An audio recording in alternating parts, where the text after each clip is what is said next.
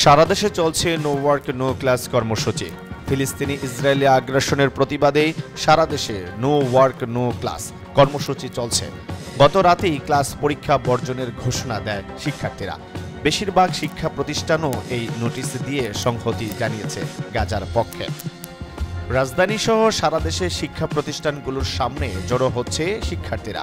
বিশ্ববিদ্যালয় আর কলেজগুলোর সামনে বিক্ষোভ মিছিল করে শিক্ষার্থী, শিক্ষক, কর্মচারীরা।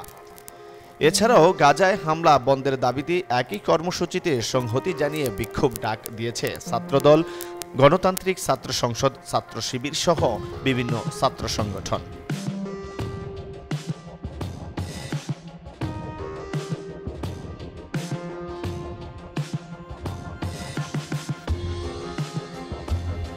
ঢাকা বিশ্ববিদ্যালয় এলাকায় বিক্ষোভ মিছিল করেছে সাধারণ শিক্ষার্থীরা। একই ঘটনায় রাজধানীর বিজয়নগর এলাকায় বিক্ষোভ মিছিল করে বাংলাদেশের যুব অধিকার পরিষদ। ইসরায়েলি আগ্রাসনের নিন্দা, ফিলিস্তিনের নাগরিকদের উপর চালানো গণহত্যার প্রতিবাদ ও স্বাধীন ফিলিস্তিনের দাবি উঠে আসে তাদের স্লোগানে। এ সময় সোমবার জেনারেল স্ট্রাইকে দেশবাসীকে অংশ নেওয়ার আহ্বান জানান শিক্ষার্থীরা।